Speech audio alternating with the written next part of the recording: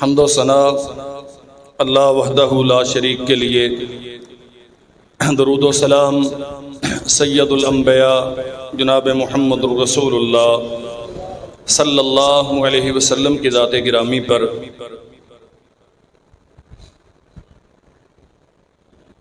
عید الاضحیٰ بحمد اللہ تعالی ہمارے پاس آئی، اور جنہیں اللہ ذوالجلال والاکرام نے توفیق دی، انہوں نے اس دن کی نسبت سے جانور ذبح کیے۔ ایک بہت بڑا عمل اللہ ذوالجلال والاکرام کے تقرب کے حصول کے لیے اللہ کی توفیق سے ہم نے سر انجام دیا۔ اللہ ذوالجلال والاکرام اپنی بارگاہ میں قبول فرمائے۔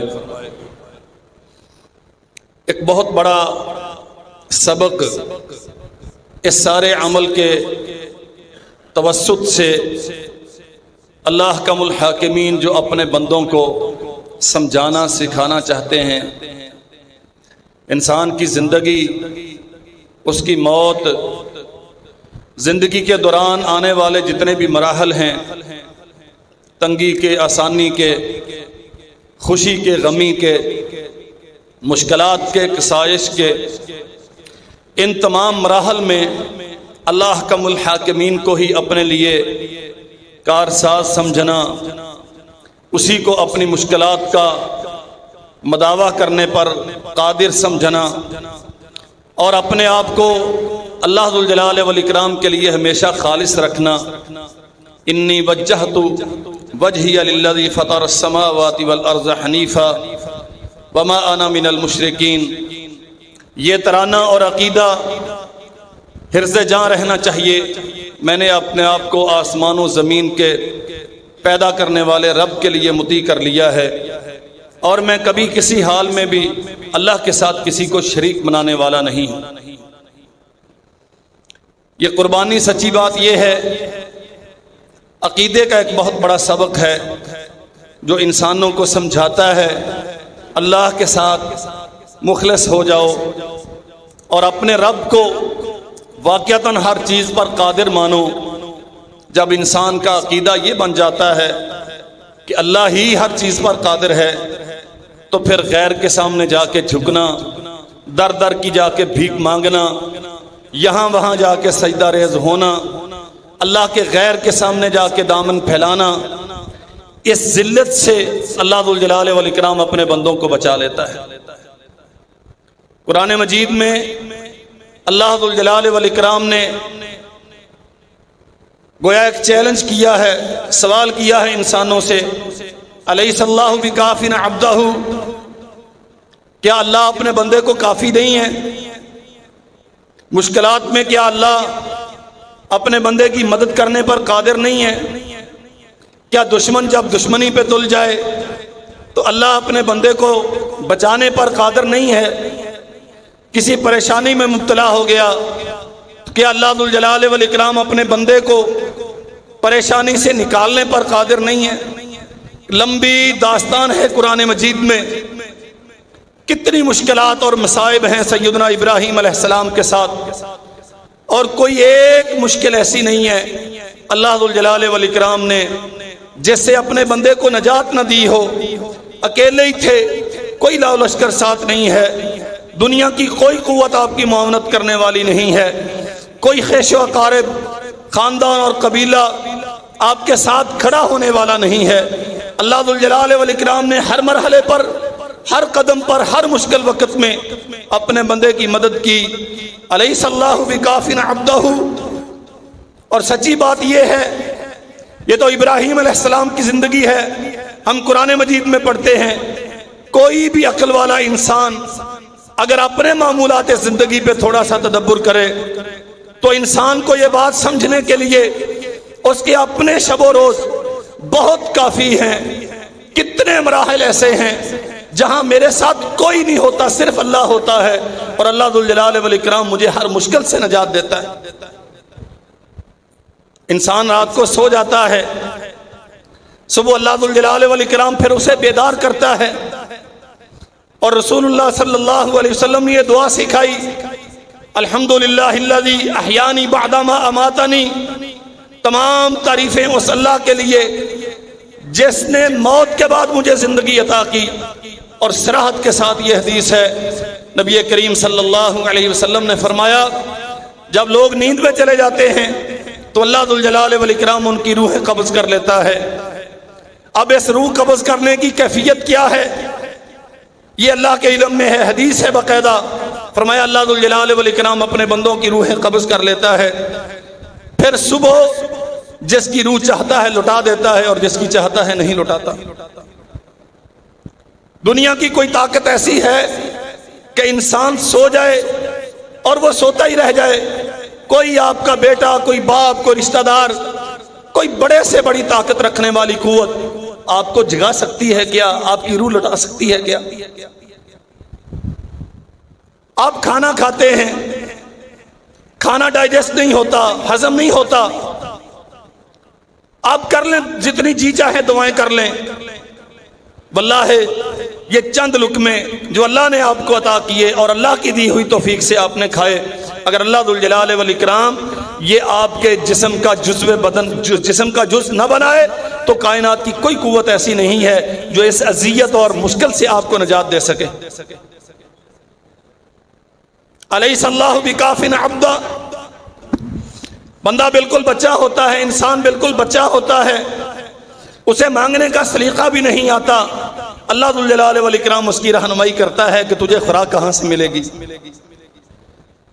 اور تب سے لے کر تادم واپسی کوئی ایک مرحلہ زندگی کا ایسا نہیں ہے جہاں انسان اللہ ذوالجلال والاکرام کی مدد کے بغیر سروائیو کر سکے، بلکہ یوں کہنا چاہیے کہ کوئی ایک مرحلہ ایسا نہیں ہے جہاں اللہ ذوالجلال والاکرام کے علاوہ کوئی اور اس بات پہ قادر ہو کہ انسان کی مدد کر سکے۔ اللہ ذوالجلال والاکرام ہی اپنے بندے کے لیے کافی ہے اور ہمیشہ سے کافی ہے، ہمیشہ کافی رہے گا۔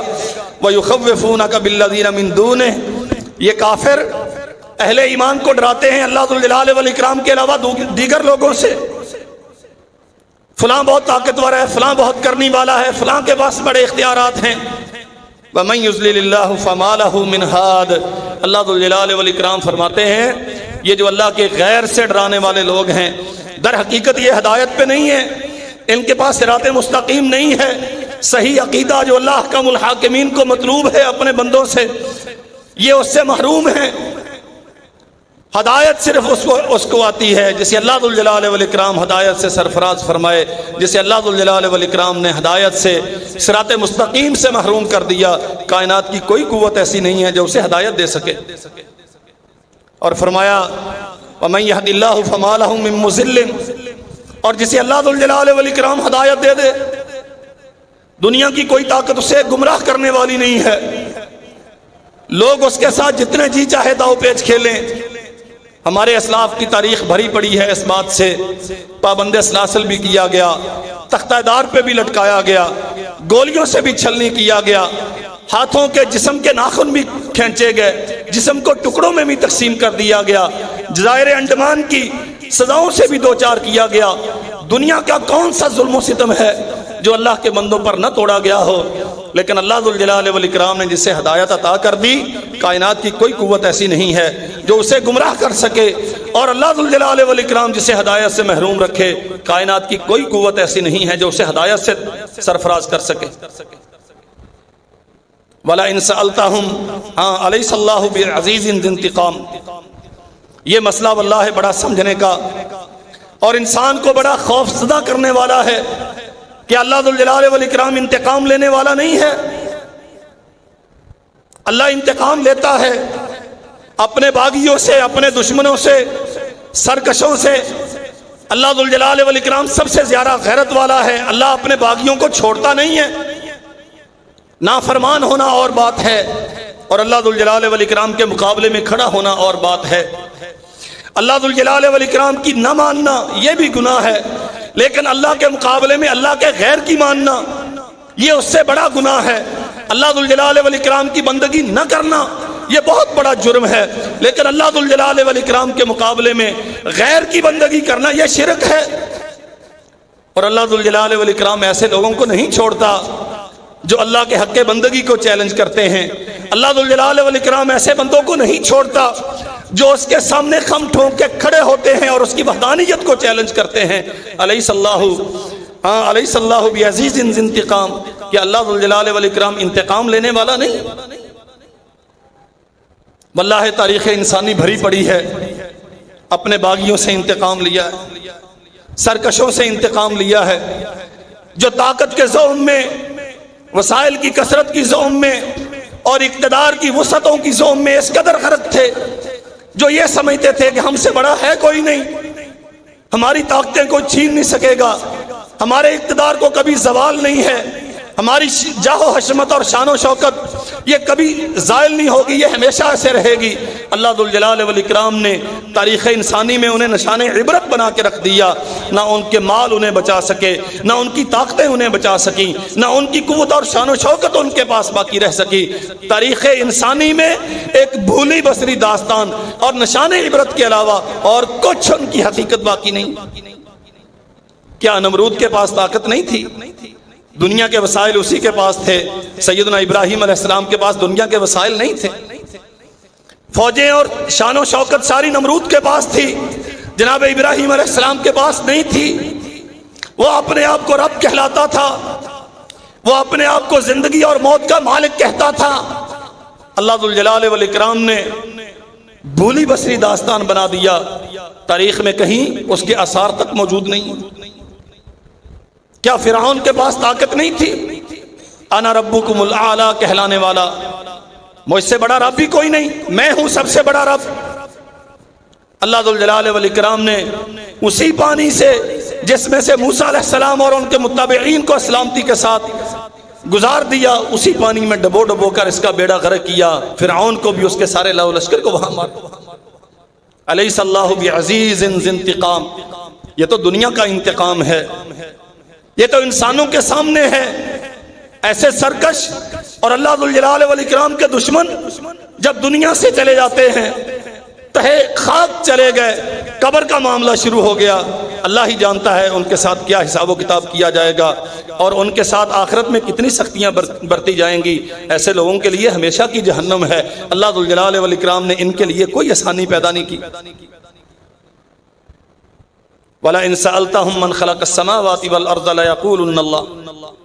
آپ ان سے سوال کر کے دیکھ لیں، یہ جتنے بھی اپنے آپ کو طاقتور سمجھنے والے یا جتنے لوگوں کو کوئی اور دوسرے کرنے والا اور مشکل کشا اور فلاں فلاں سمجھتے ہیں، آپ ان سے سوال کریں آسمان و زمین کا خالق کون ہے؟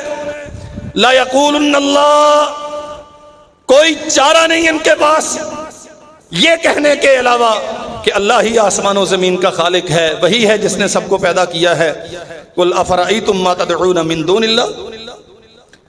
فرمایا اللہ ذوالجلال والاکرام نے، تم کیا سمجھتے ہو جنہیں تم اللہ ذوالجلال والاکرام کے علاوہ پکارتے ہو؟ ان ارادنی اللہ بضر هل هن کاشفۃ الضر۔ اگر اللہ ذوالجلال والاکرام مجھے کوئی نقصان دینا چاہے تو کہ یہ جتنے بھی باطل معبود ہیں، اللہ کے علاوہ جتنوں کو پکارا جاتا ہے، یہ جاہ و حشمت کے مالک، قوت و شان و شوکت کے مالک، بڑے بڑے اقتدار رکھنے والے اور لوگوں کی نظروں میں جو مشکل کشا بن کے بیٹھے ہوئے ہیں، کیا ان میں سے کوئی ایک ایسا ہے یا یہ سارے مل کے یہ قدرت اور طاقت رکھتے ہیں؟ حل ہن کاشفۃ ضرہ، کہ اللہ ذوالجلال والاکرام کی طرف سے کوئی تکلیف مقدر کر دی گئی، کیا یہ ایک لمحے کے لیے مجھے تکلیف سے بچا سکتے؟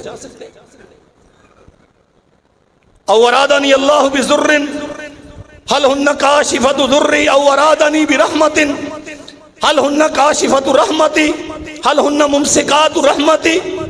یا اللہ ذوالجلال والاکرام کوئی آسانی دینا چاہتا ہے اور یہ چاہتے ہیں کہ بندے کو آسانی نہ ملے، تو کیا ان کے پاس یہ طاقت ہے کہ اللہ ذوالجلال والاکرام کی طرف سے اتاری گئی آسانی کو روک سکیں؟ نبی کریم صلی اللہ علیہ وسلم نے سیدنا عبداللہ ابن عباس رضی اللہ عنہما کو یہ عقیدے کا سبق سمجھایا،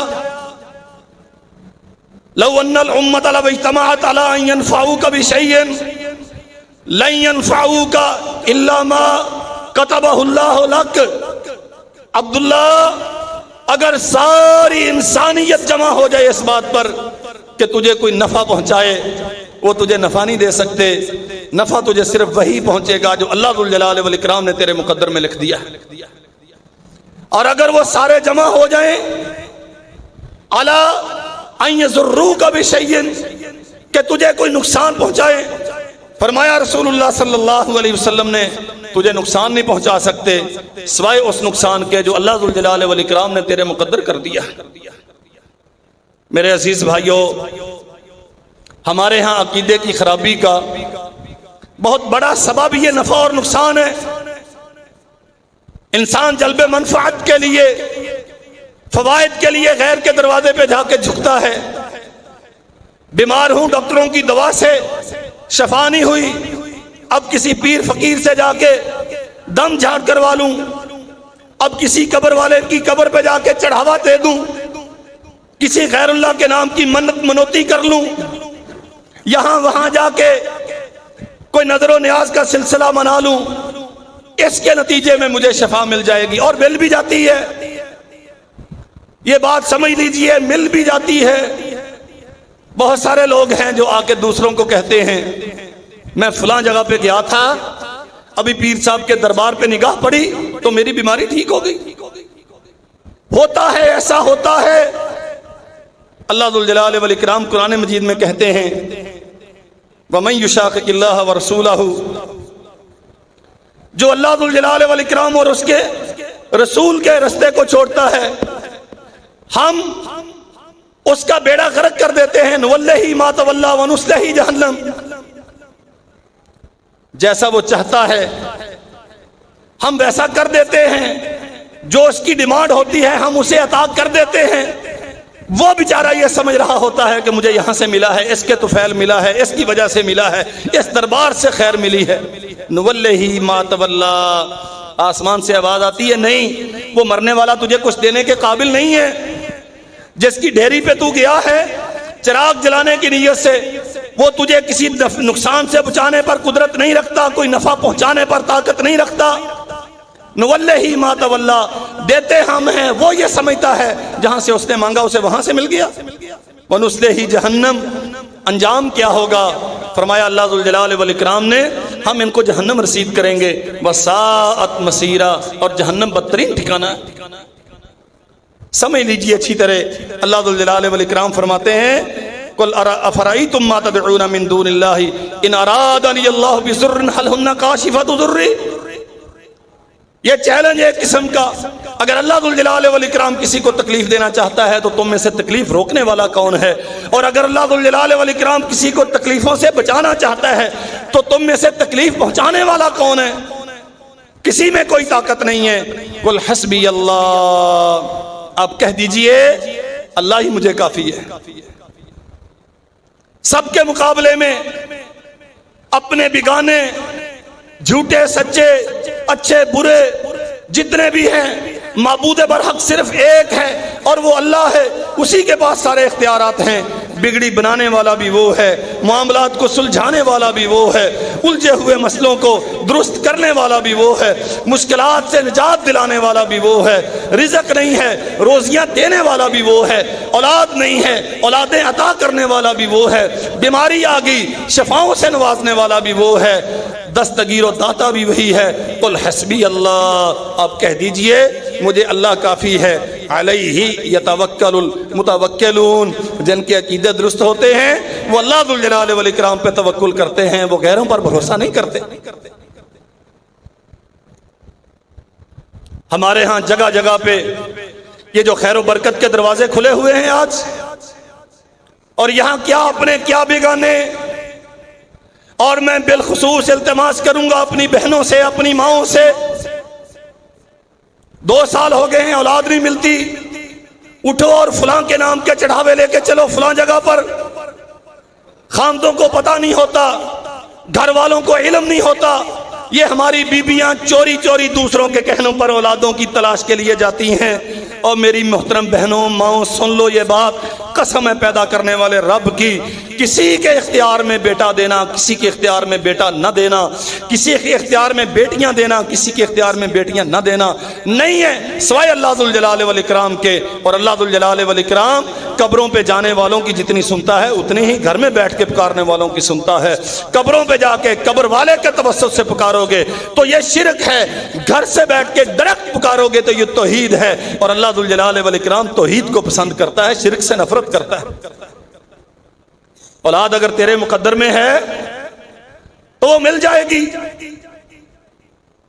اگر تیرے مقدر میں اولاد نہیں ہے تو یاد رکھنا چاہیے یہ ڈھیریوں کے چکر لگانا، یہ آستینوں پہ پھیریاں لگانا، یہ یہاں وہاں جا کے چڑھاوے چڑھانا اور پھر یہ باتیں آگے پھیلانا، فلاں گئی تھی فلاں کے پاس اس کو بیٹا مل گیا، فلاں کے پاس گئی تھی اس کو بیٹا مل گیا۔ قرآن یہ کہتا ہے مل جاتے ہیں بیٹے، نولہ ما تولا، لیکن دیتا آسمان والا ہے۔ بندہ یہ سمجھتا ہے کہ یہاں سے ملا ہے، اس کی وجہ سے ملا ہے، اس کا بیڑا غرق ہوتا ہے، وہ اپنی بدعقیدگی پر پختہ ہو جاتا ہے، انجام کار وہ جہنم رسید کر دیا جاتا ہے۔ یہ نفع نقصان کا جو تصور ہم نے غیروں سے باندھ لیا، ہمارے معاشرے میں شرک کا سب سے بڑا یہ سبب موجود ہے۔ کاروبار باندھ دیا ہے، اب اسے پیر صاحب کھولیں گے، فلاں کو شفا نہیں ہو رہی، اسے پیر شفا دے گا۔ وہ خبیث خود بیمار ہوتا ہے تو لندن کے ہاسپٹل میں جا کے علاج کرواتا ہے اور دنیا کو شفائیں بانٹتا پھرتا۔ یاد رکھو میرے بھائیو، کسی کے اختیار میں نفع دینا نہیں ہے۔ اللہ نے قرآن میں اپنے نبی سے کہا قُلْ لَا أَمْلِكُ لِنَفْسِي ضَرًّا وَلَا نَفْعًا إِلَّا مَا شَاءَ اللَّهُ۔ اے میرے نبی آپ اعلان کر دیجئے میں محمد صلی اللہ علیہ وسلم اپنے نفس کے لیے بھی نفع نقصان کا مالک نہیں ہوں، الا ما شاء اللہ، سوائے اس کے جو اللہ ذوالجلال والاکرام نے میرے مقدر میں کر دیا۔ جہاں مقدر میں تکلیف تھی وہ آ کے رہی، محمد رسول اللہ صلی اللہ علیہ وسلم اپنا آپ اس سے بچا نہیں سکے۔ مکہ کے کافر یہاں وہاں رسول اللہ صلی اللہ علیہ وسلم کی تلاش میں ہوتے تھے، پتھر مارتے تھے۔ کون چاہتا ہے کہ مجھے پتھر مارا جائے؟ کون چاہتا ہے کہ مجھے گالیاں دی جائیں؟ کون چاہتا ہے کہ مجھے جادوگر کہا جائے؟ کون یہ پسند کرتا ہے کہ سر اقدس پہ گندگی ڈالی جائے؟ اور کون یہ پسند کرتا ہے کہ جب بیت اللہ میں سجدہ ریز ہو تو اس کے سر پہ اونٹ کی اوجڑی لا کے ڈال دی جائے؟ محمد رسول اللہ صلی اللہ علیہ وسلم نے یہ سارے ظلم و ستم برداشت کیے۔ کس لیے برداشت کیے؟ کہ ان سے بچنے کی آپ کے پاس طاقت نہیں تھی۔ طاقت اللہ ذوالجلال والاکرام کی طرف سے ہے۔ اللہ ذوالجلال والاکرام نے جب جب چاہا اپنے بندے کو آزمائش میں مبتلا کیا۔ احد کے میدان میں رخسار اقدس شہید ہو گئے، دندان ٹوٹ گئے، لہو جسم سے بہہ رہا ہے، اور محمد رسول اللہ صلی اللہ علیہ وسلم کی حالت یہ ہے کہ دشمن کے گھیرے میں ہیں اور چند لوگوں کے علاوہ آپ کے دفاع پہ کوئی بندہ موجود نہیں ہے۔ محمد رسول اللہ صلی اللہ علیہ وسلم پکار رہے ہیں انصاریوں کو، آؤ اپنے نبی کا دفاع کرو اور دشمن کے مقابلے میں مقابلہ کرو، ان کے سامنے کھڑے ہو کے میری ڈھال بنو۔ میرے عزیز بھائیو، اللہ کی قسم محمد رسول اللہ صلی اللہ علیہ وسلم سے بڑھ کے اللہ کی مخلوق میں عزت والا، شان والا، عظمت والا اللہ نے پیدا ہی کوئی نہیں کیا، قیامت تک کوئی کسی کو پیدا نہیں کیا جائے گا۔ لیکن یہ نبی رحمت صلی اللہ علیہ وسلم کی ذات گرامی پر آنے والی آزمائشیں اور مشکلات دلیل ہیں اس بات کی کہ خود محمد کریم صلی اللہ علیہ وسلم بھی اپنی ذات کے لیے بھی نفع نقصان کے مالک نہیں، اور جو انسان اپنی ذات کے لیے نفع نقصان کا مالک نہیں ہے وہ دوسروں کے لیے کیا ہو سکتا ہے؟ اور اگر میرے پاک نبی نفع و نقصان کا حق اختیار نہیں رکھتے تو دنیا میں عام انسانوں کے پاس یہ اختیارات کیسے آ گئے؟ نہیں کسی کے پاس کوئی اختیار۔ لا املک لنفسی ضرا ولا نفعا الا ما شاء اللہ۔ اللہ ذوالجلال والاکرام نے صاف طور پہ اعلان کر دیا، آپ کہہ دیں میں اپنے نفس کے لیے بھی نہیں۔ تبارک الذی نزل الفرقان علی عبدہ لیکون للعالمین نذیرا۔ بابرکت ہے وہ ذات جس نے آسمان سے قرآن اتارا تاکہ محمد کریم صلی اللہ علیہ وسلم ساری دنیا کو ڈرانے والے بن جائیں۔ برکتیں ساری اس ذات کے ہاتھ میں ہیں۔ فرمایا الذی لہ ملک السماوات والارض ولم یتخذ ولدا ولم یکن لہ شریک فی الملک وخلق کل شیء فقدرہ تقدیرا۔ وہ بابرکت ذات، خیر و بھلائی اس کے ہاتھ میں ہے، الذی لہ ملک السماوات والارض، جو آسمان و زمین کی ساری بادشاہتوں کا مالک ہے۔ لم یتخذ ولدا، اپنی بادشاہت چلانے کے لیے اسے کسی معاون کی ضرورت نہیں ہے، اس نے کسی کو بیٹا نہیں بنایا، کوئی اس کا حامی و مددگار نہیں ہے۔ وَلَمْ يَكُنْ لَهُ شَرِيكٌ فِي الْمُلْكِ، آسمان و زمین کے نظام چلانے میں کوئی اس کا ساجی اور شریک نہیں ہے۔ وَخَلَقَ كُلَّ شَيْءٍ فَقَدَّرَهُ تَقْدِيرًا، ہر چیز کو ایک مقررہ اندازے کے مطابق اس نے پیدا کیا ہے، جو اس نے اس کی ترتیب بنا دی ہے، کائنات کا نظام اسی کے مطابق چلے گا، ایک لمحے کے لیے یہ دائیں بائیں نہیں ہوتا۔ اور فرمایا وَاتَّخَذُوا مِن دُونِهِ آلِهَةً، لوگوں نے اس کے علاوہ بہت سارے الہ بنا لیے۔ ہمارے ہاں سمجھا یہ جاتا ہے نہیں جی ہم کسی کو الہ نہیں مانتے، اللہ ذو الجلال والاکرام کا حق غیر کو دینا اسے الہ ماننا ہے۔ لوگوں نے حلال و حرام کے اختیارات اپنے مولویوں پیشواؤں کو دے دیے، شریعت سازی کے اختیارات اپنے مذہبی وڈیروں کو دے دیے، خاندانی رسم و رواج کو شریعت سے زیادہ اہمیت دے دی گئی، سیاسی جماعتوں کے لیڈروں کے اقوال کو، ان کے منشور و فرامین کو شریعت پہ فوقیت دی گئی۔ وَاتَّخَذُوا مِن دُونِهِ آلِهَةً، زندگی میں کبھی کسی مرحلے پر کسی بات کو اگر شریعت پر ترجیح دو گے تو جس کی بات کو ترجیح دی جا رہی ہے اس کا معنی یہ ہے کہ تم اسے الہ بنا رہے ہو اور اللہ ذو الجلال والاکرام کی بات کو تم چھوڑ رہے ہو۔ وَاتَّخَذُوا مِن دُونِهِ آلِهَةً لَا يَخْلُقُونَ شَيْئًا وَهُمْ يُخْلَقُونَ، یہ جتنے بھی ہیں جنہیں اللہ ذو الجلال والاکرام کے مقابلے میں الہ بنا لیا گیا، لا يخلقون شیئا، ان کی حقیقت تو سمجھو، انہوں نے آسمان و زمین میں کیا چیز پیدا کی ہے۔ وَهُمْ يُخْلَقُونَ، ان کی حقیقت یہ ہے کہ یہ خود مخلوق ہیں، اور اللہ ذو الجلال والاکرام سمجھانا یہ چاہتے ہیں جو خالق نہیں ہوتا وہ الہ نہیں ہوتا، جو مخلوق ہوتا ہے وہ مجبور و بے بس ہوتا ہے۔ کرنی والا، مشکل کشا، داتا و دستگیر، حاجت روا اور مشکل کشا صرف اللہ ذو الجلال والاکرام خالق ہوتا ہے۔ جو خالق نہیں ہوتا وہ خود مشکل کشا کیسے ہو سکتا ہے؟ جو خود بیچارہ مشکلوں میں پھنسا ہوا ہو، مصیبتوں میں الجھا ہوا ہو، ہزار قسم کی اسے مجبوریاں اور پریشانیاں لاحق ہوں، جو عاجز اور بے بس ہو، وہ تیرا مشکل کشا کیسے ہو سکتا ہے؟ وَاتَّخَذُوا مِن دُونِهِ آلِهَةً لَا يَخْلُقُونَ شَيْئًا وَهُمْ يُخْلَقُونَ، یہ جتنے بھی ہیں دنیا میں، کوئی مرا ہوا ہے، کوئی زندہ ہے، کوئی بڑی عظمت رکھنے والا، کوئی چھوٹی عظمت رکھنے والا، علم و فضل کے نام پہ یا صاحب کرامت ہے کوئی، جو کچھ جس کے متعلق مشہور کر دیا گیا لوگوں میں، اللہ ذو الجلال والاکرام نے قاعدہ بیان کیا، عقیدہ سمجھایا ہے قرآن مجید میں، یہ جتنی بھی مخلوق ہے ان میں سے کوئی بھی مشکلات حل کرنے پر قادر نہیں ہے، چونکہ جو مخلوق ہوتا ہے وہ تو خود مشکلات میں ہوتا ہے۔ مشکل کشا صرف وہ ہوتا ہے جو خالق ہوتا ہے، اور وہ ایک ہی ہے جو آسمان و زمین کا خالق ہے، جو میرا تیرا خالق ہے، جس کے علاوہ اور کوئی کسی چیز کا خالق نہیں۔ وَاتَّخَذُوا مِن دُونِهِ آلِهَةً لَا يَخْلُقُونَ شَيْئًا وَهُمْ يُخْلَقُونَ وَلَا يَمْلِكُونَ لِأَنفُسِهِمْ ضَرًّا وَلَا نَفْعًا، واللہ اتنی صراحت اور عقیدے میں اتنی وضاحت، وَلَا يَمْلِكُونَ لِأَنفُسِهِمْ ضَرًّا وَلَا نَفْعًا، یہ خود اپنے نفسوں کے لیے بھی ایک رائی برابر نفع نقصان کا اختیار نہیں رکھتے۔ اللہ اکبر، جو اپنے نفسوں کے لیے نفع نقصان کے اختیار نہیں رکھتے وہ غیروں کے لیے کیا رکھیں گے؟ وَلَا يَمْلِكُونَ مَوْتًا وَلَا حَيَاةً وَلَا نُشُورًا۔ اب تو خیر بہت ساری داستانیں زبان زد عام ہیں، فلاں کا بیٹا مر گیا تو پیر صاحب نے وہ سارا روحوں والا تھیلا ہی واپس لٹا لیا اور سب کو روحیں تقسیم کر دی۔ لوہے محفوظ میں دیکھا اس کے مقدر میں بیٹا نہیں تھا تو پیر صاحب نے آرڈر کیا، لوہے محفوظ کا سارا لکھا ہوا تبدیل ہو گیا اور بچہ مل گیا۔ والعیاذ باللہ، قرآن کیا کہتا ہے؟ وَلَا يَمْلِكُونَ لِأَنفُسِهِمْ ضَرًّا وَلَا نَفْعًا، یہ جتنے بھی ہیں بڑے سے بڑے کسی کے پاس یہ اختیار نہیں ہے کہ اپنے نفس کو بھی نفع نقصان پہنچا سکے.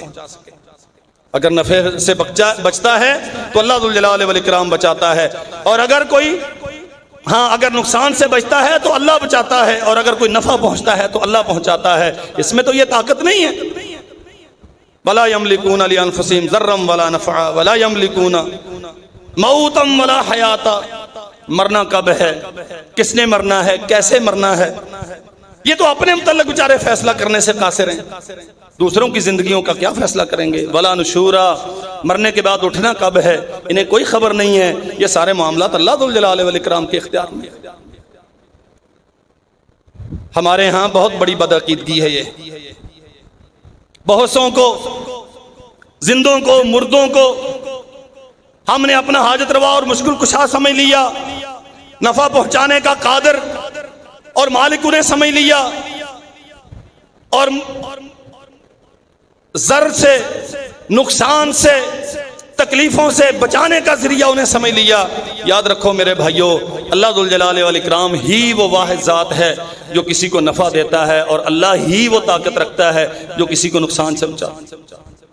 جناب محمد الرسول اللہ صلی اللہ علیہ وسلم نے ایک آدمی کو دیکھا، ان النبی رأى رجلا فی یدہ حلقۃ من صفر، اس کے ہاتھ میں چاندی کا ایک کڑا تھا، پیتل کا ایک کڑا تھا اس کے ہاتھ میں.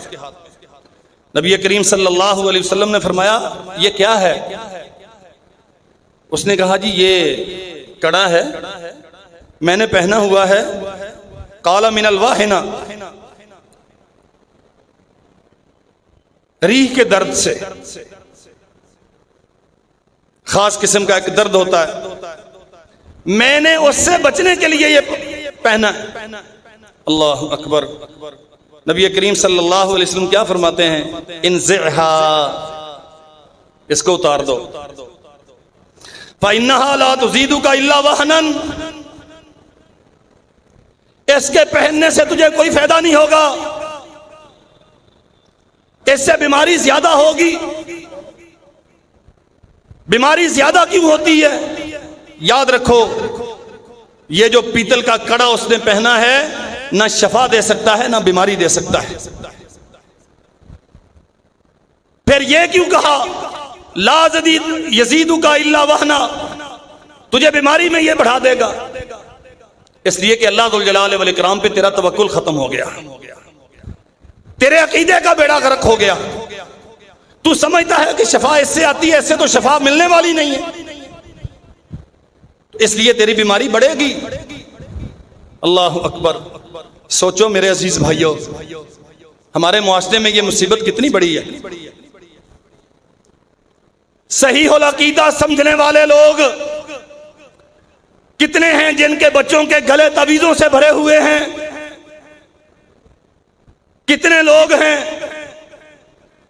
جن کی انگلیوں میں چھلے پہنے ہوئے ہیں پیروں فقیروں کے نام سے، جو کلائیوں میں کڑے پہنتے ہیں درباروں کی طرف نسبت کر کے، جو دھاگے باندھتے ہیں کلائیوں پر، یہ بخار سے باندھا گیا دھاگا ہے، یہ فلاں سے باندھا گیا دھاگا ہے، ناف پڑ جاتی ہے اس کے لیے یہ دم کروایا گیا ہے.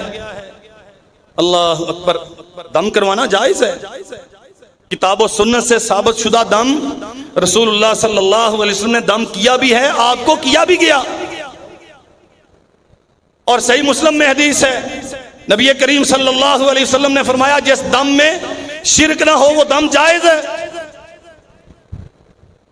لیکن ہمارے لیے شریعت دلیل ہے، اللہ کے نبی کی زندگی دلیل ہے.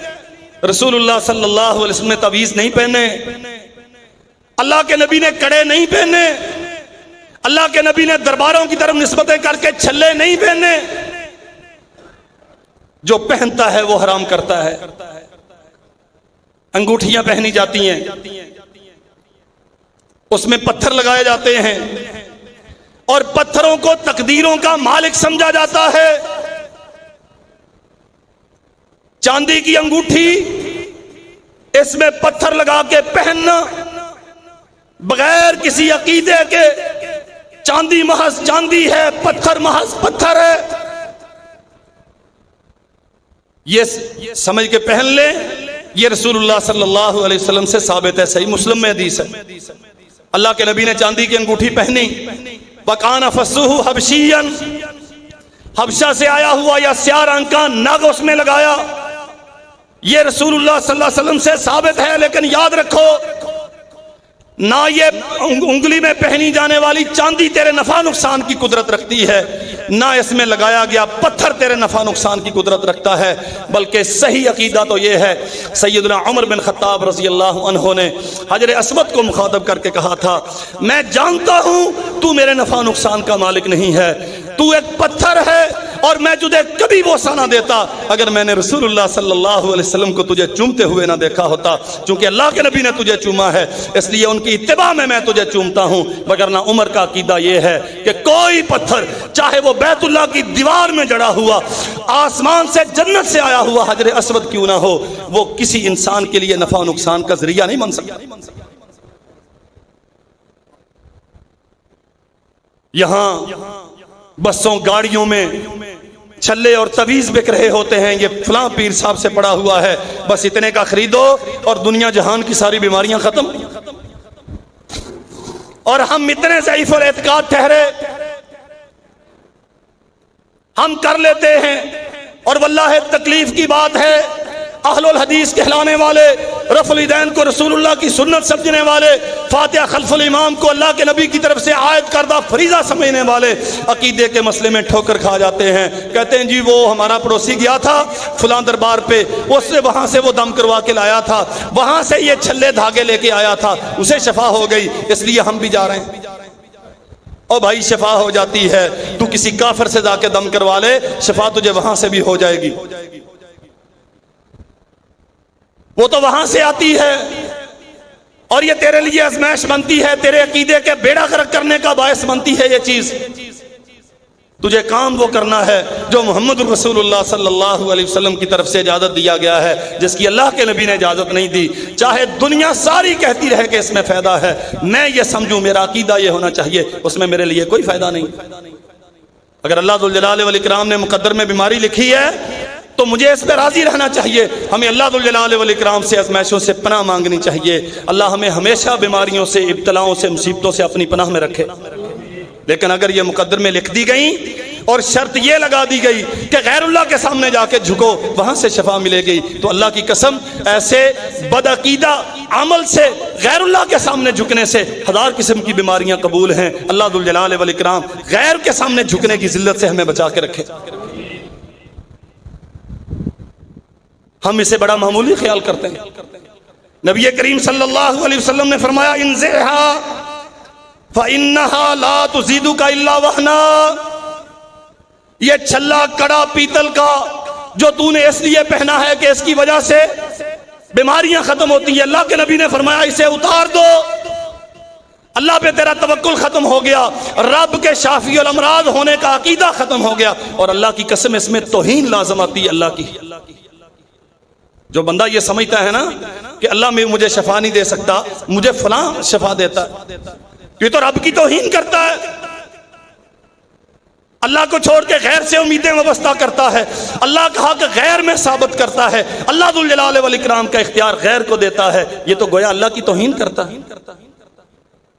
اور فرمایا فَإِنَّكَ لَوْ مُتَّ وَعَلَيْكَ وَهِيَ عَلَيْكَ، اللہ اکبر، فَإِنَّكَ لَوْ مُتَّ وَهِيَ عَلَيْكَ، اگر تو مر گیا یہ کڑا پہنے ہوئے، یہ چھلا پہنے ہوئے، اسی عقیدے کے ساتھ کہ اس کی وجہ سے بیماریاں دور ہوتی ہیں، فرمایا ما افلحت ابدا، اللہ ذوالجلال والاکرام کبھی تجھے گناہوں سے پاک کر کے جنت میں داخل نہیں کرے گا۔ اور کلمہ پڑھتا ہے، رسول اللہ کا صحابی ہے، لیکن جاہلیت کا دور قریب کا ہے، اس مسئلے میں کمزوری ہے۔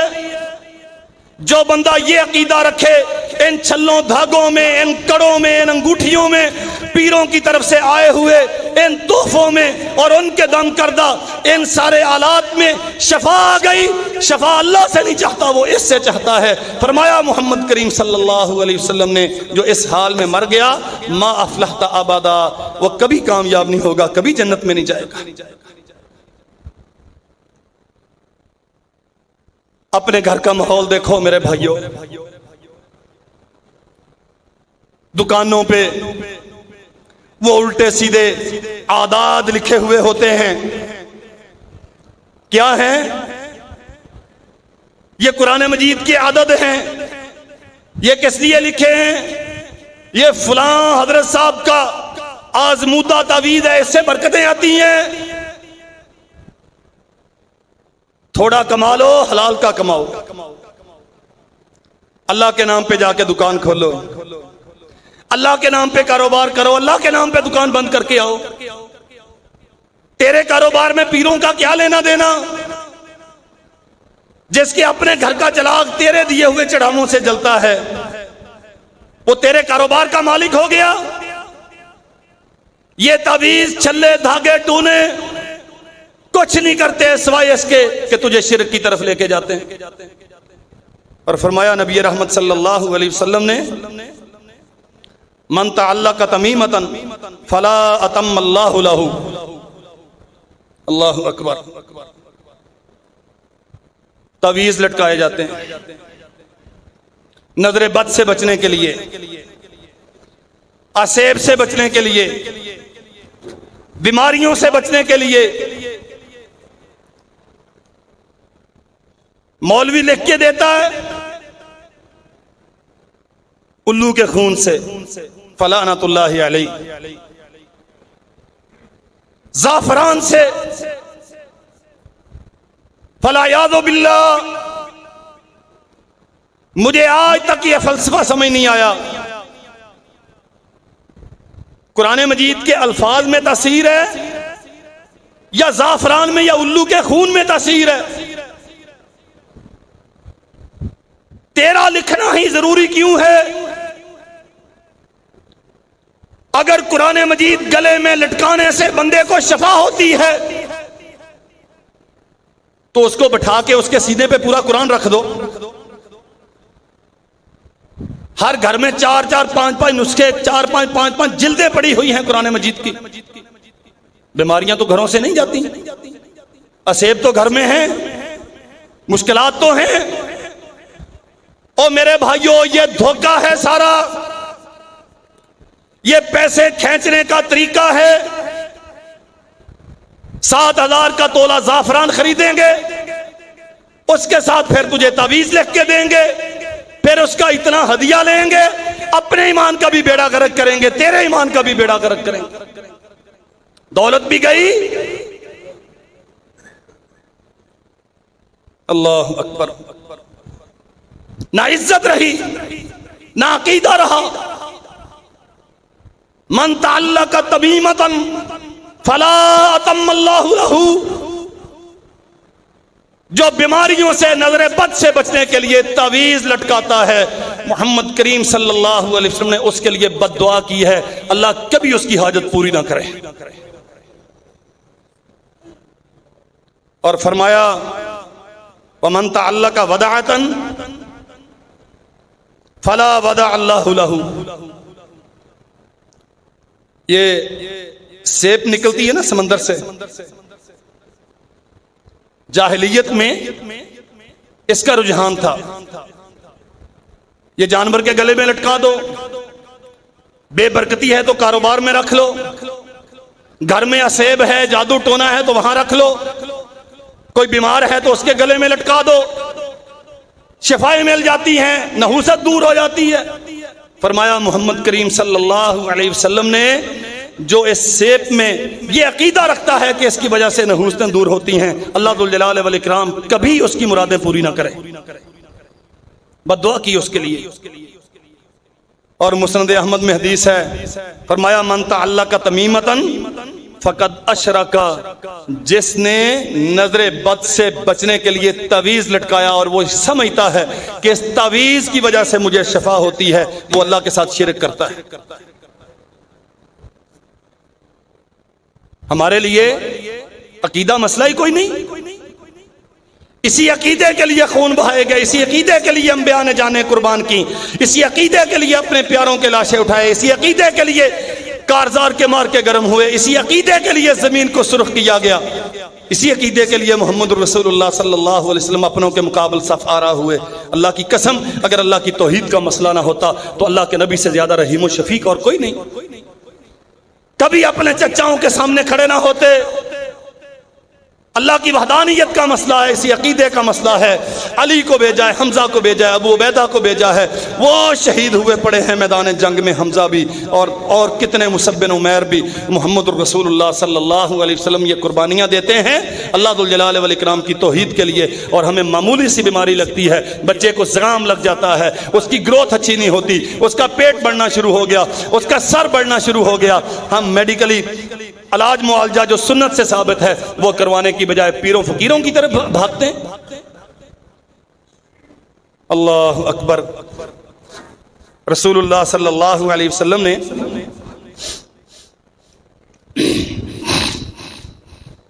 ایک آدمی کو دیکھا, انہ رأى رجلا فی یدہ خیط من الحمى. ہاں, سیدنا حذیفہ رضی اللہ عنہ, حذیفہ بن یمان, رازدار رسول صلی اللہ علیہ وسلم, نبی کریم صلی اللہ علیہ وسلم کے بڑے قریبی اور انتہائی اہم ترین رازوں کے امین حذیفہ ابن یمان رضی اللہ عنہ, ایک آدمی کے ہاتھ میں دھاگا بندھا ہوا دیکھا. پوچھا یہ کیوں باندھا ہے؟ اس نے کہا جی بخار نہیں اتر رہا. تو بخار سے نجات کے لیے یہ باندھا ہے. اللہ اکبر. فقطعہ,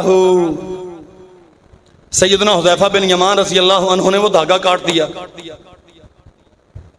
ہمارے ہاں کتنے نوجوان ہیں, میں تو اللہ کی قسم حیران ہوتا ہوں, ان کی حیت سے گریبان کھلا ہوا ہے, جانوروں کی طرح بال کٹے ہوئے ہیں, کہیں سے نیچے کہیں سے بڑے, گلے میں زنجیریں پہنی ہوئی ہیں, ہاتھوں میں چھلے دھاگے پہنے ہوئے ہیں. یہ کیا ہے؟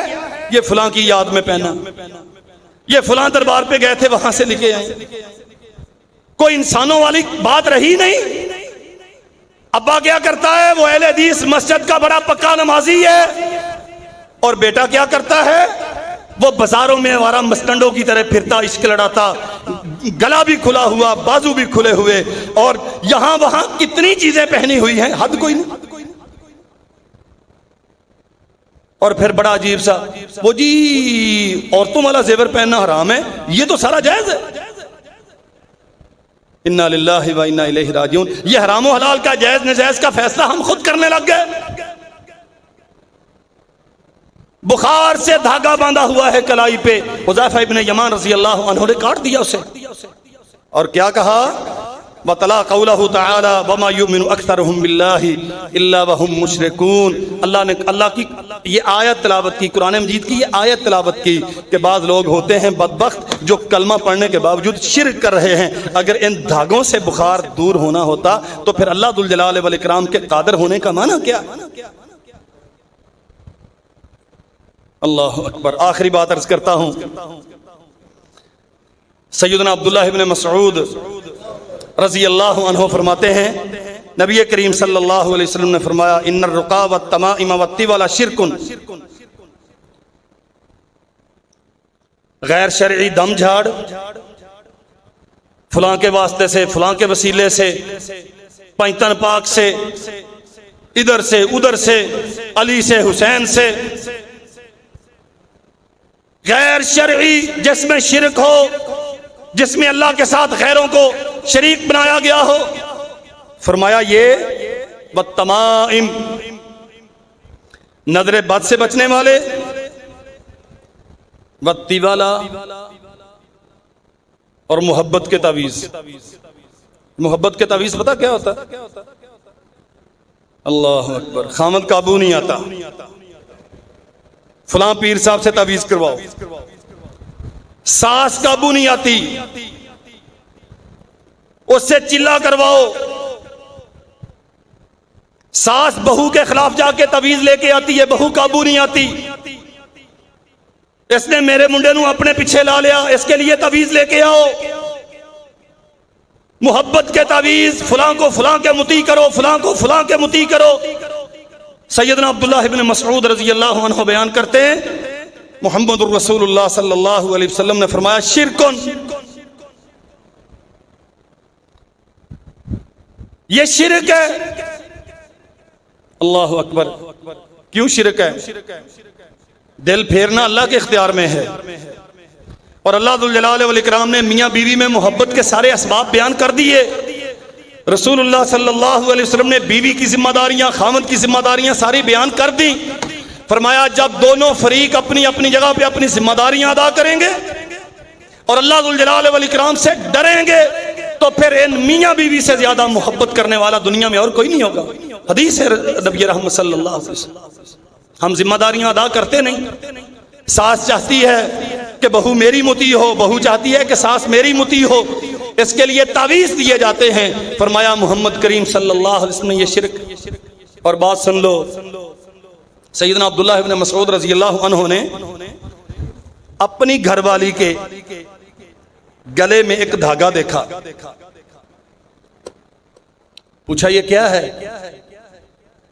کہنے لگی تکلیف ہوتی ہے، اس سے بچنے کے لیے یہ فلاں صاحب سے لیا ہے۔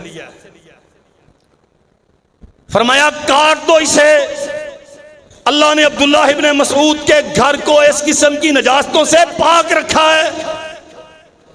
عبداللہ کے گھر میں عبداللہ کی بیوی گلے میں دھاگا باندھ کے رکھے، کاٹ دیا، خود کاٹ دیا۔ بی بی کہتی ہیں حضرت فلاں وقت میری آنکھ میں تکلیف ہوتی تھی، میں نے ایک یہودی سے دم کروایا تھا، مجھے آرام آ گیا تھا۔ مسئلہ سمجھ لو، یہ جو ہمارے ہاں مصیبت ہے نا، اور مولوی صاحب تک کہتے سی پر سانو رام آ گیا، آ جاتا ہے رام۔ عبداللہ ابن مسعود کی بیوی کہتی ہے فلاں وقت آنکھ میں تکلیف تھی، یہودی سے دم کروایا تھا، رام آ گیا تھا۔ عبداللہ ابن مسعود فرماتے ہیں وہ تکلیف شیطان کی طرف سے تھی، شیطان تیری آنکھ میں تکلیف پیدا کرتا تھا تیرا عقیدہ برباد کرنے کے لیے۔ تو یہ تعویذ کروانے کی بجائے، دم کروانے کی بجائے غیر مسلم کے پاس اور ان بد عقیدہ لوگوں کے پاس جانے کی بجائے وہ دعا کیوں نہیں پڑھتی جو رسول اللہ نے سکھائی ہے؟ تیرے تعویذ، داغے، منکے، جنتر منتر سارا، اس کا جواب کیا دیا سیدنا عبداللہ ابن مسعود نے؟ فرمایا وہ دعا پڑھا کر جو اللہ کے نبی نے سکھائی، اذہب الباس رب الناس واشفی انت الشافی لا شفاء الا شفاءک شفاء لا یغادر سقما۔ اللہ تو سارے بیماروں کو شفا دیتا ہے، مجھے بھی دے دے، اور ایسی شفا دے کہ کوئی بیماری باقی نہ رہے۔ فرمایا یہ سنت ہے رسول اللہ صلی اللہ علیہ وسلم کی، اسے اختیار کر، یہ دھاگے وغیرہ عبداللہ کے گھر میں گوارا نہیں۔ سو میرے عزیز بھائیو، یہ مسئلہ سمجھ لو، نہ یہ پیروں کے تعویذ یا دم جھاڑ جنتر منتر کرنے والوں کے یہ جنتر منتر، نہ مشکل کشاؤں کے یہ خود ساختہ مشکل کشاؤں کے یہ اپنی تدبیریں، نفع و نقصان کا اختیار اللہ ذوالجلال والاکرام کے ہاتھ میں ہے۔ اللہ جسے چاہے نفع سے ہمکنار کرے، جسے چاہے مشکلات میں مبتلا کرے۔ ہم اللہ ذوالجلال والاکرام سے اس کی پناہ مانگتے ہیں، ہر قسم کی مصیبتوں سے، اور اس سے اس کی رحمت کا سوال کرتے ہیں، اور عقیدے کی سلامتی کا سوال کرتے ہیں۔ وآخر دعوانا الحمدللہ۔